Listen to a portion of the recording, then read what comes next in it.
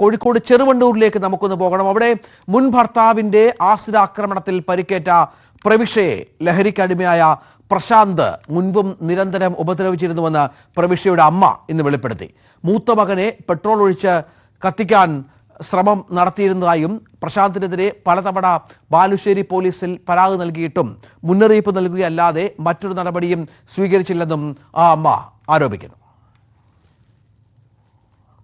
എപ്പോഴും പറയും എങ്ങനെയാണ് എൻ്റെ കൂടെ തിരിച്ചു വന്നില്ലെങ്കിൽ എല്ലാവരെയും ഓളെ മാത്രമല്ല അച്ഛനെയും അമ്മേനെയും ആങ്ങളേനെയും ഒക്കെ കൊല്ലും. പോലീസിലൊക്കെ എത്രയോ പരാതി കൊടുത്ത ബാലുശ്ശേരി സ്റ്റേഷനിലാണ്. ഞങ്ങളെ പരാതികൾ ഒരു 5-8 പരാതികൾ ഇങ്ങനെ എന്തെങ്കിലും വരുന്നേരം ഞങ്ങൾ പോയി പരാതി കൊടുക്കൂ, ഓനെ പിടിക്കൂ, ഞാളിങ്ങ് ഇറങ്ങുന്നേരം ഓനെയും ഇറക്കും. പിന്നെ അതിനെപ്പറ്റി വേറെ ഒന്നുമില്ല. കഴിഞ്ഞ ദിവസം അല്ല, ഒരു 1.5 കൊല്ലം മുന്നേ വീട്ടിൽ വന്നിട്ട് എന്നെ അടിച്ച് ഓളെ അടിച്ച് പിന്നെ ഓല് തന്നെ പിന്നെ വനിതാ പോലീസൊക്കെ വന്നിട്ടാണ് ഞങ്ങളെ ആസ്പത്രിയിൽ കൊണ്ടുവന്നതും പിന്നെ ഓല് തന്നെ ട്രീറ്റ്മെൻറ്റ് കൊണ്ടുപോയതൊക്കെ. എന്നിട്ട് കേസ് കൊടുത്തിട്ട് അതിനെപ്പറ്റി പിന്നെ ഒന്നുമില്ല. പിന്നെ ഈ പരാതി ഞങ്ങൾ എയർഹോസ്റ്റിൻ്റെ ഉള്ളിൽ കൂടെ ഒക്കെ ഫോട്ടോ എടുത്തിട്ട് എല്ലാവരും പറഞ്ഞു കൊടുക്കും. ഞാൻ പറഞ്ഞു എന്തിനു കൊടുക്കാനാ, ഇനി പിന്നെ ഇതൊക്കെ ഉണ്ടോ ഇത്രയൊക്കെ ഉണ്ടോ അതൊന്നും അറിയാം. അതുകൊണ്ടാണല്ലോ പിന്നെ വാണിംഗ് എന്ന് പറഞ്ഞാൽ ഒരു 4 പ്രാവശ്യം അല്ലെ ഒരു 3 പ്രാവശ്യമൊക്കെ അല്ലേ വാണിംഗ്. ഇത് 5-8 പ്രാവശ്യം കേസ് കൊടുത്തിട്ടും വാണിംഗ് വിട്ട് അവനെ വിടുകയാണ് അവർ ചെയ്യുന്നത്. ബാലുശ്ശേരി പോലീസിലാണ് ഞങ്ങളെ പരാതി. ഇപ്പം പരിക്ക് ഒന്നും പറയാനായില്ല, ഡോക്ടർ വന്നിട്ടില്ല. ഒരു കണ്ണ് തിരെ അടഞ്ഞു പോയിക്ക്, ഒരു ഭാഗം മുഖവും വല്ലാത്തൊരു രൂപം. ഭക്ഷണമൊന്നും കഴിക്കുന്നില്ല, ഉള്ളിൽ കഴിച്ചു പോയിക്ക്, വായിലായിട്ട് തൊണ്ടയിലൊക്കെ പൊള്ളിയിക്കുന്നുണ്ട്. ഇന്നലെ ഛർദ്ദിച്ചപ്പോൾ രക്തമൊക്കെ വന്നിരുന്നു. ഇപ്പം പിന്നെ ഭക്ഷണമൊന്നും കഴിക്കാനാവുന്നില്ല, ജ്യൂസൊക്കെ കുടിച്ചിട്ട് ഛർദ്ദിച്ചു പോവുകയാണ്. നെഞ്ച് മൊത്തമുണ്ട്. പോലീസ് അന്ന് ഓരോന്നും ചെയ്തില്ല. ഞങ്ങളെ നാട്ടും പുറത്തുള്ള ആൾക്കാർ തന്നെ ഇവർ എത്ര പ്രാവശ്യം ഇങ്ങനെ കേസ് തന്നിട്ട് നിങ്ങളെന്താ അവനെ ഇങ്ങനെ വിടുന്നത്, ഇത്രയും പിന്നെ കൊല്ലം ഇങ്ങനെ ചെയ്തിട്ട്. ഞങ്ങളെ വീട്ടിൽ 8 കൊല്ലമായ വീട്, ഒരു 15 കൊല്ലമായ വീടിൻ്റെ പഴക്കമുണ്ട്. അവനൊക്കെ ഒരു ജനലിന് പോലും ചില്ലില്ല. അതൊക്കെ പോലീസുകാർ വരുമ്പോൾ ഞങ്ങൾ കാണിക്കലുണ്ട്. ഓരോ അതെല്ലാം കണ്ട് അങ്ങനെ എങ്ങനെയാണെന്ന് പറഞ്ഞ് ഓല് പോകും. പിന്നെ കുറച്ച് പിന്നെ മുന്നോട്ടെത്തിയപ്പോൾ 2-3 പ്രാവശ്യം കുടിയൊക്കെ നിർത്തിയാൽ പിന്നെ മദ്യവെച്ചാൽ വെറും പ്രാന്ത. അങ്ങനെയാണ് എല്ലാവരും അടിക്കുന്നത്. ഞങ്ങളൊക്കെ മുന്നിലിട്ടിട്ട് ഓളെ വല്ലാണ്ട് അടിക്കും, തലയ്ക്കൊക്കെ അടിക്കുക. കണ്ണൊന്നുമില്ല, ഒരു കണ്ണ് പോയിക്കോളെ, ഒരു കണ്ണിനിങ്ങനെ കൈവച്ച് കുത്തിയിട്ട് എന്നിട്ട് കണ്ണിൻ്റെ കൃഷ്ണമണി കലങ്ങിപ്പോയതാണ്. അത് ഓൻ്റെ കൂടെ എല്ലാവരും തന്നെയാണ്. അപ്പോൾ ഞങ്ങൾ കോഴിക്കോട് മെഡിക്കൽ കോളേജിൽ കൊണ്ടുപോയപ്പോൾ ഒരു പറഞ്ഞ് പിന്നെ കണ്ണൊന്നും ചെയ്യാൻ പറ്റൂല, അഥവാ ചെയ്താൽ രക്തം നിൽക്കില്ല, നിങ്ങൾ ചെയ്യണ്ട. മോളിങ്ങനെ കണ്ണട വെച്ചിട്ട് ഗ്ലാസ് ഇങ്ങനെ മാറ്റി വെക്കും. സ്ഥിരമായിട്ട് ലഹരി ഉപയോഗിക്കുന്ന ആളാണ്. എത്ര ക്രൂരമായാണ് ഇയാൾ, ഈ മുൻ ഭർത്താവ് പ്രവിഷയോട് പെരുമാറിയിരുന്നത് എന്നത് ആ അമ്മയുടെ വാക്കുകളിൽ നിന്ന് വ്യക്തമാണ്. പൊള്ളലേറ്റ പ്രവിഷ കോഴിക്കോട് മെഡിക്കൽ കോളേജ് ആശുപത്രിയിൽ ചികിത്സയിൽ കഴിയുകയാണ്. ഗുരുതരാവസ്ഥയിൽ തന്നെയാണ് അവരുള്ളത് എന്നുള്ളതാണ് ഏറ്റവും പ്രധാനപ്പെട്ട കാര്യം. MS അനീഷ് കുമാർ വിശദാംശങ്ങളുമായി ചേരുകയാണ്. അനീഷ്, ഇതിൽ പ്രധാനപ്പെട്ട കാര്യമെന്ന് പറയുന്നത് ഈ പോലീസിന്റെ ഒരു നിഷ്ക്രിയത്വമാണ്. അനവധി തവണ ഈ അമ്മ പറയുകയാണ്, ഞങ്ങളെ ഈ പറഞ്ഞതുപോലെ ഇത്തരം കാര്യങ്ങൾ ഞങ്ങൾ പോലീസിനെ ബോധ്യപ്പെടുത്താൻ ശ്രമിച്ചു, പോലീസ് പലതവണ ഈ വീട്ടിൽ വന്നിരുന്നു, കാര്യങ്ങൾ തിരക്കിയിരുന്നു, പക്ഷെ അപ്പോഴൊന്നും ഇതിൻ്റെ എന്താണ് ഇയാളുമായി ബന്ധപ്പെട്ട കാര്യമെന്നോ ഇയാളെ കസ്റ്റഡിയിലെടുക്കാനോ അറസ്റ്റ് ചെയ്യാനോ മുന്നറിയിപ്പ് നൽകാനോ ഒന്നും തയ്യാറായില്ല. അതുകൊണ്ട് തന്നെയാണ് ഇയാൾ ഈ പ്രവർത്തികൾ ആവർത്തിച്ചത് എന്നുള്ളത് വളരെ കൃത്യമായി ബോധ്യപ്പെടുകയല്ലേ ഈ അമ്മയുടെ വാക്കുകളിൽ നിന്ന്?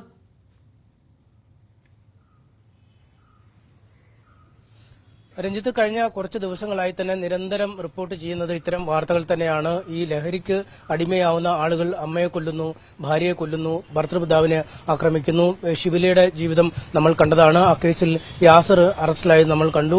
അതേ രീതിയിൽ തന്നെയാണ് അവർ സ്നേഹിച്ച് വിവാഹം കഴിച്ചവരാണ്. കുടുംബത്തെ പോലും എതിർത്ത് യാസറിനൊപ്പം ജീവിക്കാൻ പോയയാളാണ് ഷിബില. അതുപോലെ തന്നെയാണ് ഈ പ്രവിഷയുടെയും കാര്യം. 13 വർഷങ്ങൾക്ക് മുമ്പാണ് ഇവരുടെ വിവാഹം നടക്കുന്നത്. അല്ലെങ്കിൽ വിവാഹത്തിന് മുമ്പ് ഇവർ അടുപ്പത്തിലായിരുന്നു. അതിനുശേഷം ഈ പ്രശാന്തിനൊപ്പം ഇറങ്ങിപ്പോവുകയായിരുന്നു. ആ കുടുംബം ഇടപെട്ടൊരു കല്യാണം പോലും നടത്തി കൊടുക്കാതെ ഈ പ്രശാന്തിനൊപ്പം ജീവിക്കാൻ തീരുമാനിച്ച ആളാണ് ആ പ്രവിഷ. അതിനുശേഷം പിന്നീട് കുട്ടികളൊക്കെ ആയപ്പോഴാണ് ഈ കുടുംബം ഇവരുമായി സഹകരിക്കുന്ന ഒരു നിലയിലേക്ക് എത്തിയത്.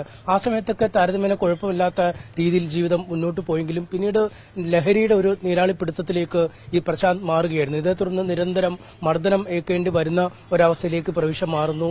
വലിയ ശാരീരികമായ പീഡനങ്ങൾ ഏൽപ്പിക്കുന്നു, മാനസികമായ പീഡനങ്ങൾ ഏൽപ്പിക്കുന്നു, കുട്ടികളെ പോലും ഉപദ്രവിക്കുന്ന അപമാനിക്കുന്ന അവസ്ഥയിലേക്ക് കാര്യങ്ങൾ നീങ്ങുന്നു. നേരത്തെ ആ അമ്മ പറഞ്ഞപ്പോൾ ഈ മൂത്ത കുട്ടിയെ പെട്രോൾ ഒഴിച്ച് കത്തിക്കാനുള്ള ശ്രമം മദ്യലഹരിയിൽ ഇയാൾ നടത്തി. ഈ സമീപത്തുള്ള ആളുകൾ പെട്ടെന്ന് കണ്ടതുകൊണ്ട് മാത്രമാണ് അതിൽ നിന്നും അയാളെ പിന്തിരിപ്പിക്കാൻ കഴിഞ്ഞതും കുട്ടിയെ രക്ഷപ്പെടുത്താൻ കഴിഞ്ഞതും. ഇതുമായി ബന്ധപ്പെട്ട് സ്കൂളിലെ അധ്യാപകൻ പരാതി നൽകാനായി തയ്യാറെടുത്തപ്പോൾ അധ്യാപകനെ ഭീഷണിപ്പെടുത്തുന്നു. ഞാൻ എന്റെ മകനെയാണ് പെട്രോൾ ഒഴിച്ചത്, നിങ്ങൾ ഇത് പരാതിയുമായി മുന്നോട്ട് പോയാൽ മറ്റു കുട്ടികളെ കൂടി പെട്രോൾ ഒഴിക്കും എന്ന രീതിയിലേക്ക് ഭീഷണിപ്പെടുത്തുന്നു. അങ്ങനെ ആ പരാതിയിൽ നിന്നാണ് അധ്യാപകൻ പിന്തിരിഞ്ഞു എന്നാണ് ഇന്ന് ആ അമ്മ നമ്മളോട് പറയുന്നത്. ഇങ്ങനെ എല്ലാ തരത്തിലും ഈ ലഹരിക്ക് അടിമയായ ആൾ എന്തൊക്കെയാണ് കാട്ടിക്കൂട്ടുന്നത് പോലും അയാൾക്ക് പോലും നിശ്ചയമില്ലാത്ത അവസ്ഥയിലേക്ക് കാര്യങ്ങൾ നീങ്ങുന്നു. അങ്ങനെയാണ് 2.5 വർഷം മുമ്പ് വിവാഹബന്ധം വേർപ്പെടുത്തി വീട്ടിലേക്ക്, സ്വന്തമായി നിർമ്മിച്ച വീട്ടിലേക്ക് ഈ യുവതി മക്കളുമായി മാറുന്നത്.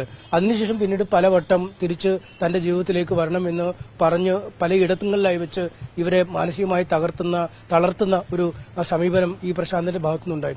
ഒപ്പം ഇവരുടെ ചിത്രങ്ങൾ, ആ ഫോട്ടോകൾ ശേഖരിച്ച ശേഷം അത് അശ്ലീല ദൃശ്യങ്ങളായി മാറ്റി, അത് മോർഫ് ചെയ്ത് മാറ്റിയ ശേഷം ബന്ധുക്കൾക്കും സുഹൃത്തുക്കൾക്കും നാട്ടുകാർക്കുമൊക്കെ അയച്ചു കൊടുത്ത് അങ്ങേയറ്റം അപമാനിക്കുന്ന രീതിയിലേക്കും കാര്യങ്ങൾ നീങ്ങി. 8 വട്ടമാണ് ഇതുമായി ബന്ധപ്പെട്ട് ബാലുശ്ശേരി പോലീസ് സ്റ്റേഷനിൽ ഈ പ്രവിശ്യയും കുടുംബവും പരാതി നൽകിയിരിക്കുന്നത്. ഇതിൽ 3-4 തവണ ഇയാളെ കസ്റ്റഡിയിലെടുക്കുകയൊക്കെ ചെയ്തെങ്കിലും പിന്നീട് അയാൾ വളരെ അനായാസമായി പോലീസ് സ്റ്റേഷനിൽ നിന്ന് തന്നെ പുറത്തേക്ക് പോകുന്ന ഒരു കാഴ്ച അമ്മ തന്നെ പറയുന്നു. 3-4 വട്ടം കൊടുക്കുന്നതിനെ വാണിംഗ് എന്ന് പറയാം, മുന്നറിയിപ്പ് എന്ന് പറയാം. പക്ഷേ പിന്നീട് വീണ്ടും ഇത് ആവർത്തിക്കുമ്പോൾ എന്താണ് അതിൽ പറയുന്ന പേര് എന്ന് പോലും അവർക്കറിയില്ല. എന്തുകൊണ്ട് ഓരോ തവണയും ഗുരുതരമായ കുറ്റകൃത്യങ്ങൾ ചെയ്ത ശേഷവും ഇയാൾ പുറത്തേക്ക് ഇറങ്ങുന്നു? ഒരു തവണ പ്രവിശ്യയ്ക്ക് ഗുരുതരമായ മർദ്ദനമേൽക്കുകയും അന്ന് വനിതാ പോലീസുകാരെത്തിയാണ് ഈ പ്രവിശ്യയെ ആശുപത്രിയിൽ കൊണ്ടുപോവുകയും അന്ന് കേസെടുക്കുകയും ഒക്കെ ചെയ്തത്. പക്ഷേ പിന്നീട് എന്ത് സംഭവിച്ചു? ഏതാനും ദിവസങ്ങൾക്ക് ശേഷം ഇയാൾ ജാമ്യത്തിലിറങ്ങുന്നു. പിന്നെയും പഴയപടി തന്നെ ജീവിതം മുന്നോട്ട് കൊണ്ടുപോകുന്നു.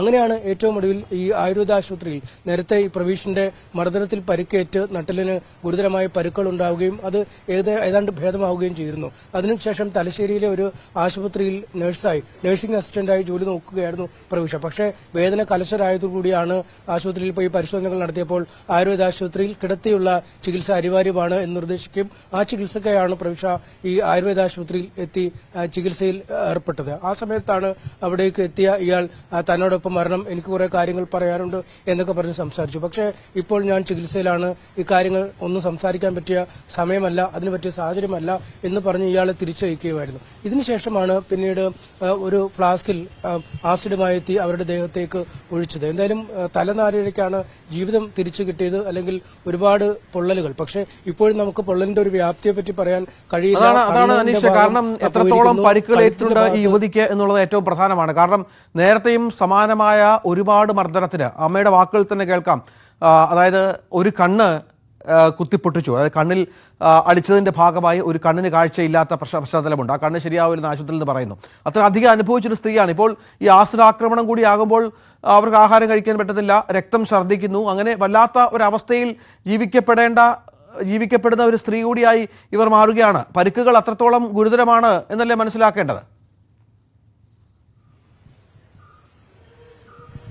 തീർച്ചയായും ഗുരുതരമാണ് എന്നാണ് നമുക്ക് ആശുപത്രിയിൽ നിന്ന് മനസ്സിലാക്കാൻ കഴിയുന്നത്. ഇപ്പോൾ ഈ പൊള്ളൽ വിഭാഗത്തിലെ ഐസിയുലാണ്, തീവ്ര പരിചരണ വിഭാഗത്തിലാണ് അവർ ചികിത്സയിൽ കഴിയുന്നത്. അവരുടെ കണ്ണിന് പൊള്ളലേറ്റിട്ടുണ്ട്, കഴുത്തിന് പൊള്ളലേറ്റിട്ടുണ്ട്, നെഞ്ചിന് പൊള്ളലേറ്റിട്ടുണ്ട്. പക്ഷേ ഈ പുറത്ത് കാണുന്ന പൊള്ളലുകൾക്കപ്പുറം ആന്തരികാവയവങ്ങൾ എത്രമേൽ ഈ പരുക്ക് പൊള്ളൽ ഏറ്റിട്ടുണ്ട് എന്നതാണ് പരിശോധിച്ചു വരുന്നത്. അതിന് ഏതാനും പരിശോധനകൾ കൂടി പൂർത്തിയാവണമെന്നാണ് അറിയിക്കുന്നത്. നമുക്ക് പുറമെ ചിലപ്പോൾ വല്ലാതെ പ്രകടമായില്ലെങ്കിൽ പോലും ആന്തരികാവയവങ്ങൾക്ക് പൊള്ളലേറ്റാൽ പിന്നീട് അത് ഗുരുതരമായി മാറുന്ന ഒരു സാഹചര്യമുണ്ട്. ഇപ്പോൾ ഭക്ഷണം ഒട്ടും കഴിക്കാൻ വയ്യാത്ത അവസ്ഥ, ജ്യൂസ് ദ്രവരൂപത്തിൽ ഭക്ഷണം നൽകിയാൽ പോലും അത് പുറത്തേക്ക് ഛർദ്ദിച്ചു കളയുന്ന അവസ്ഥ, അങ്ങനെ പൂർണ്ണമായും ഭക്ഷണത്തെ നിരാശിക്കുന്ന ഒരു അവസ്ഥയിലേക്ക് ശരീരം എത്തുന്ന ഒരു സാഹചര്യമുണ്ട്. അത് എത്രമാത്രം ഇനി ആരോഗ്യനിലയെ ബാധിക്കും, എങ്ങനെ കണ്ടാണ് ഇനി പരിശോധനാ ഫലങ്ങൾ വരികയെന്ന് നമുക്കറിയാൻ കഴിയില്ല. എന്തായാലും ഗുരുതരമായ പരുക്കൾ തന്നെയാണ് അവർക്കുള്ളത്. വെള്ളം പോലും ഇറക്കാൻ കഴിയാത്ത ഒരവസ്ഥയിലേക്ക് കാര്യങ്ങൾ നീങ്ങുന്നു. നേരത്തെ പരിക്കേറ്റ കണ്ണിന് വീണ്ടും പൊള്ളലേറ്റിട്ടുണ്ട്, കഴുത്തിന്റെ ഭാഗം പൊള്ളി നിൽക്കുന്നു, നെഞ്ചു ഭാഗം പൂർണ്ണമായി പൊള്ളിയിരിക്കുന്നു, പുറകുവശം പൊള്ളിയിരിക്കുന്നു. ഇതിനൊക്കെ ഉപരി ഇതിന്റെ നട്ടലിന് ഗുരുതരമായ പരുക്കുകൾ നേരത്തെ ഇയാളുടെ മർദ്ദനത്തിൽ തന്നെയാണ് ഏറ്റത്. അന്ന് ചികിത്സ നടത്തി അത് ഏതാണ്ടൊരു ഭേദമാവുന്ന സാഹചര്യമുണ്ടായാലും ഏതാനും വർഷങ്ങൾക്ക് ശേഷം വീണ്ടും അത് വളരെ വഷളാവുന്ന സാഹചര്യമുണ്ടായിരുന്നു. അങ്ങനെയായിരുന്നു ജോലി എടുക്കാൻ പോലും കഴിയാതെ ആശുപത്രിയിൽ ചികിത്സ തേടേണ്ട അവസ്ഥയിലേക്ക് ആ കുടുംബം എത്തിയത്. 2 കുട്ടികളുണ്ട്, ആ കുട്ടികളുടെ കാര്യങ്ങൾ നോക്കണം, അവരുടെ ജീവിതം മുന്നോട്ട് കൊണ്ടുപോകണം. അങ്ങനെ ഒരുപാട് പ്രശ്നങ്ങൾക്ക് നടുവിലേക്കാണ് ഇപ്പോൾ ഈ ആസിഡിന്റെ പൊള്ളൽ ഏറ്റിരിക്കുന്നത്. രഞ്ജിത്ത്. അനീഷ്, മറ്റൊരു കാര്യമെന്ന് പറയുന്നത് ഈ യുവതി പോലീസ് നമുക്കറിയാം ആദ്യഘട്ടത്തിൽ നിഷ്ക്രിയമായിരുന്നു എന്ന് വളരെ കൃത്യമായി തന്നെ ഈ അമ്മ പറയുന്നുണ്ട്, ഈ യുവതിയുടെ അമ്മ പറയുന്നുണ്ട്. അതിനുശേഷം ഈ സംഭവം ഇത്രയധികം വഷളായതിനു ശേഷം, അതായത് ഈ ആക്രമണമൊക്കെ നടത്തിയതിനു ശേഷം പോലീസ് കാര്യമായി ഇടപെടുന്നുണ്ടോ? എന്തൊക്കെ നടപടികൾ പോലീസിന്റെ ഭാഗത്ത് നിന്ന് ഇതിനകം സംഭവിച്ചിട്ടുണ്ട്?